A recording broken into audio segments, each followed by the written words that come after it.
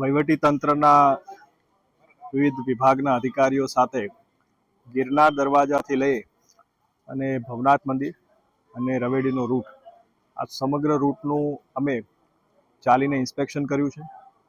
કયા કયા જગ્યાએ પાણીના પોઈન્ટ રહેશે, શૌચાલયના પોઈન્ટ રહેશે, સફાઈની શું વ્યવસ્થા રહેશે, સુશોભનના શું પોઈન્ટ રહેશે, એનું આખું ઇન્સ્પેક્શન કર્યું છે. સાથે સાથે રવેડીનો રૂટ જે આપણે વધાર્યો છે એમાં ઇન્સ્પેક્શન કર્યું છે.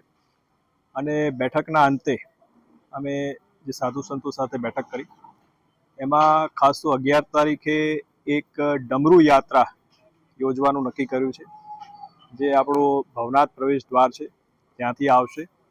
અને એ યાત્રામાં જે પણ સાધુ સંતો છે એને નગરજનો એનો આવકાર કરશે અને એક ભવ્ય આ ડમરૂ યાત્રા નીકળી અને એક ધર્મસભા થશે અને સાથે સાથે ભવનાથ મંદિરમાં એક ભવ્ય આરતીનો પણ પ્રોગ્રામ કરવામાં આવ્યો છે.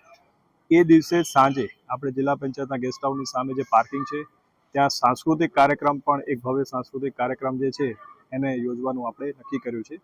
એટલે આપના માધ્યમથી હું સમગ્ર રાજ્ય અને દેશના જે નાગરિકો છે એને આ મહાશિવરાત્રિના મેળામાં ભવનાથ અને જુનાગઢમાં પધારવા માટે હું આમંત્રણ આપું છું અને આવકારું છું. ખાસ તો સર લોકો માટે કે આવવા માટે ચોક્કસ તમે જાણો છો કે દિન પ્રતિદિન આ મેળામાં સંખ્યા વધતી જાય છે.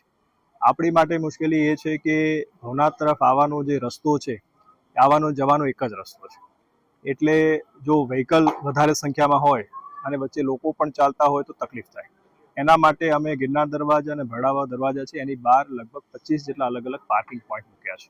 એ પાર્કિંગ પોઈન્ટથી લઈ અને આ જે દરવાજા છે ત્યાંથી પ્રવેશ કરીને લોકો ભવનાથ પહોંચે. સમગ્ર રૂટમાં મેં કીધું એ પ્રમાણે પીવાના પાણીના, શૌચાલયના, છાશ, લીંબુ પાણી, આ બધા પોઈન્ટ રહેશે. સાથે સાથે સુશોભન પણ રહેશે અને એ રીતે ચાલીને આવશે. આજે અમે પણ એ રીતે ચાલીને અહીંયા આવ્યા છે. ખાસ તો સર ઉત્તરા મંડળના જે માલ સામાન આવતા હોય છે એના માટે જો ઉતારાના મંડળના માલ સામાનમાં મેઇન તો એ લોકો કરિયાણા વગેરે અગાઉથી ભરતા હોય, પરંતુ એ દિવસો દરમિયાન એમને શાકભાજી છે, દૂધ છે, ગેસની બોટલ છે, આ બધાની તકલીફ પડતી હોય છે. એના માટેના પોઈન્ટ પણ ભવનાથમાં અમે નક્કી કર્યા છે અને સાથે સાથે એ લોકોને અમે રાત્રિના અમુક સમય કે જ્યારે લોકોની અવરજવર ખૂબ ઓછી હોય એ દરમિયાન પોતાનો સામાન જે ભરવાનો થતો હશે તો એને માટેની જરૂરી પ્રક્રિયા કરશે. રાઇડ્સ માટેના કોઈ એપ્લિકેશન અત્યારે આવે નથી. હર હર મહાદેવ, જય ગિરનારી. શિવરાત્રિ પર્વ મેળો 2026 આ વખતે ન ભૂતો ન ભવિષ્યથી અદ્ભુત જેવા થઈ રહ્યો છે. ત્યારે આ વખતેનો આખો મેળો ગુજરાત સરકાર દ્વારા આયોજિત થઈ રહી છે. આ વખતેનો મેળો કુદરતી આપદાને લીધે ગિરનારની પરિક્રમાનું આયોજન પણ નહોતું થઈ શક્યું, તો લોકોને પોતાના ભાવ, ભક્તિ, ભજન અને ભોજનનો મેળો જ્યારે શિવરાત્રિ મેળો આયોજિત થઈ રહ્યો છે ત્યારે સૌ લોકો આ મેળામાં આવવા ઉત્સુક છે અને સૌ લોકો આ મેળાને થનગનવા માટે રાહ જોઈ રહ્યા છે. ત્યારે 11 તારીખે સવારે 9 વાગે જ્યારે ભવનાથ મંદિરમાં ધ્વજારોહણ બાદ મેળો શરૂ કરવામાં આવશે અને 11 તારીખે સાંજે આ મેળામાં ડમરૂ યાત્રાનું પહેલી વાર એક સુંદર મજાનું આયોજન કરવામાં આવ્યું છે. ડમરૂ યાત્રામાં ડેપ્યુટી સીએમ શ્રી હર્ષભાઈ સંઘવી, ત્રણેય અખાડાના સાધુ સંતો મહંતો, ભવનાથમાં આવતા તમામ ભક્ત ભાવિકજનો, સાથે સાથે આ મેળાને વિશેષ આકર્ષણનું કેન્દ્ર બનાવવા માટે આ ડમરૂ યાત્રાનું આયોજન જ્યારે જૂના જિલ્લા પંચાયતના ગેસ્ટ હાઉસથી આપણે જ્યારે ભવનાથ મહાદેવ મંદિર સુધી કરી રહ્યા છે ત્યારે આ યાત્રા અહીં પૂરી થશે. ત્યારબાદ અહીં મહાઆરતીનું આયોજન થશે અને આ તમામ લોકો બાદ ધર્મસભામાં પરિવર્તિત થઈ જશે. તો આનો વિશેષ લાભ લેવા સર્વેને અનુરોધ છે. દર વખતે શિવરાત્રિ રવેડીનો મેળો જે પ્રમાણે થતો હોય છે એ રૂટમાં પણ 500 મીટરનો રૂટનો પણ વધારો કરવામાં આવેલો છે. એટલે ટૂંકી જગ્યામાં ખૂબ લોકો બેસતા હતા અને અગવડતા થતી હતી.